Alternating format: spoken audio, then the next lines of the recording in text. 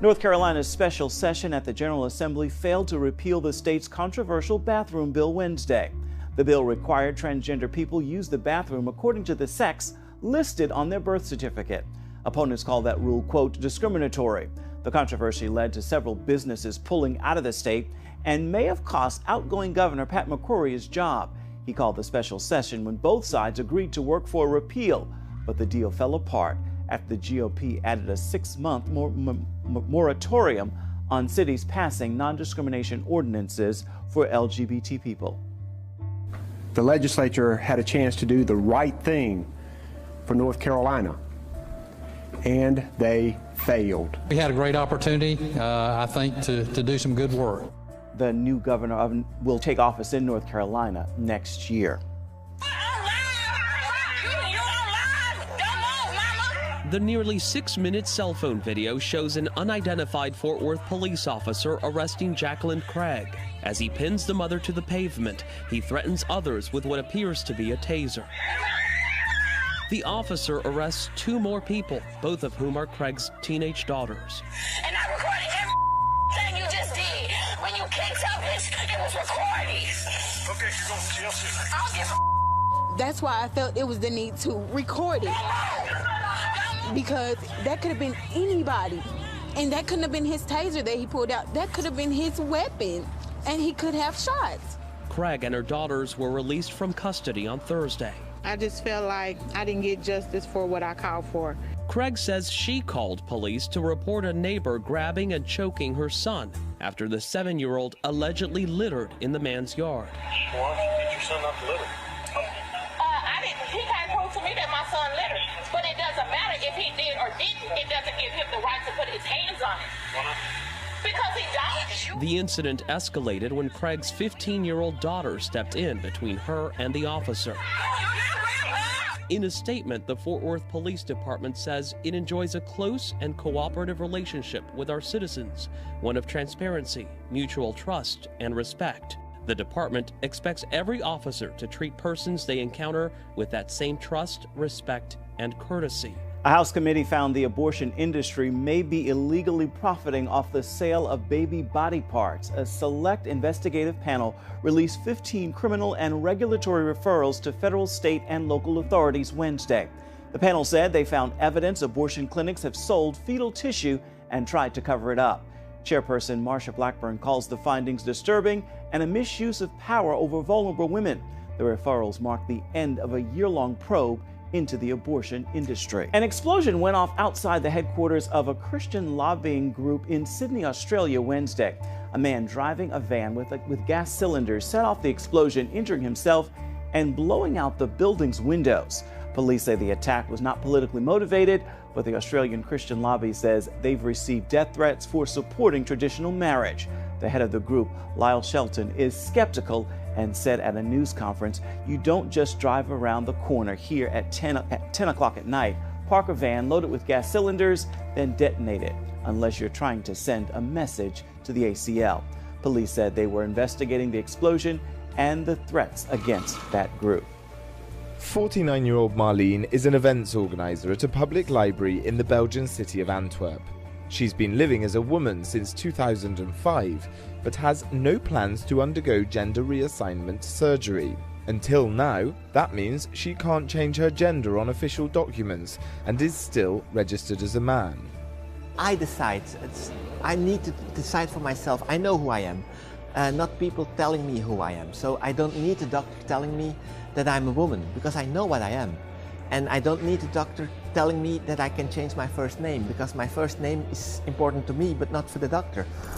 A new law in Belgium is soon to make it possible for people like Marlene to change their gender legally without approval from doctors.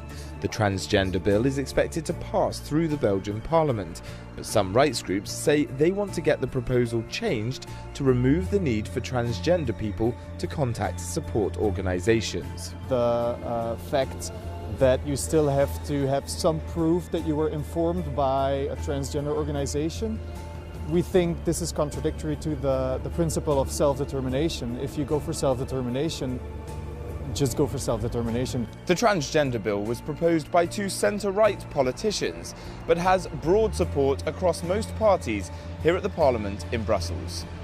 But the bill would allow children as young as 12 to change their names to fit their gender identity. Far-right groups say that's going too far. It's completely crazy. It's not logical. It doesn't make sense.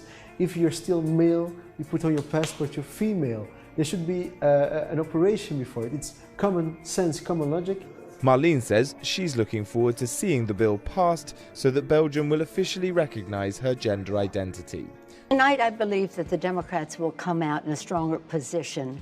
We will, of course, retain the White House with the election of Hillary Clinton.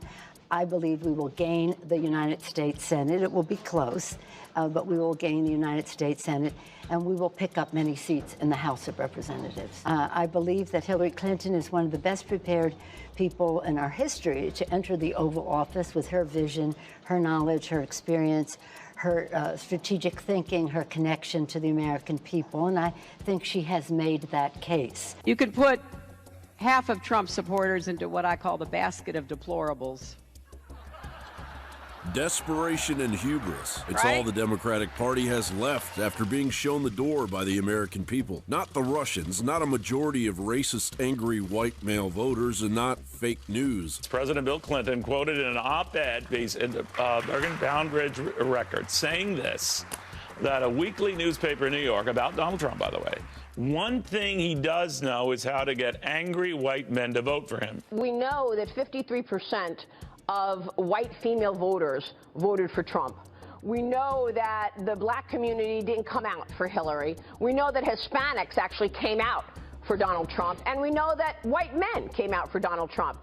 What do you tell Democrats who want a new direction and then go to you? What are you going to do differently? Well, I don't think that people want a new direction. What we want is a better connection of our message to working families in our country, and that clearly in the election showed that that message wasn't coming through. This is my America! This is my America! Nate Silver, who's pointed out that swing state voters made their decisions in the final days, breaking against me because of the FBI letter from Director Comey. And Nate Silver believes, I happen to believe this, that that letter most likely made the difference in the outcome. The Democrats did this to themselves with the sycophantic assistance of the media, saddled with firm directives coming from the DNC and the treasonous divide and conquer subversion of George Soros. Now, in the face of that defeat, the world fully sees the bitter arrogance and cult-like focus of the shattered Democratic Party, powerless yet still attempting to push American safety over a cliff. On the morning of October 31st, the U.S. transmitted a message directly to the Kremlin,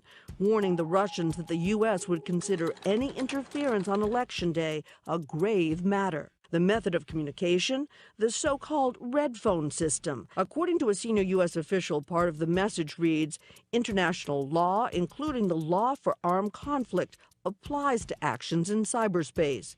We will hold Russia to those standards. National security and public safety are the ultimate policy objectives. Director Brennan said ISIS has an external agenda they are determined to carry out. Another administration official said, I wouldn't put it past ISIS to infiltrate operatives among refugees, so that's a huge concern of ours. Those are not the words of some GOP presidential hopeful. Those are the words of our very own intelligence officials who served this administration. Donald Trump won 3,084 of the United States' 3,141 counties or county equivalents in the American heartland. For 8 long years, Washington, D.C. had disconnected itself from this massive base, and now it is the Democrats that are paralyzed by their own reckless avarice. See, now we're feeling what not having hope feels like. It's like the toddler that bumps his head on the table, and they look up at you to figure out whether it hurts. And if you're like, oh my God, they're crying. But if you're like, you know what, babe, it's okay. It's okay. Barack has been that for the nation in ways that people will come to appreciate. I mean, Russia has been hacking. But let's not talk on top of each other, Christine. The audience, Christine, woohoo!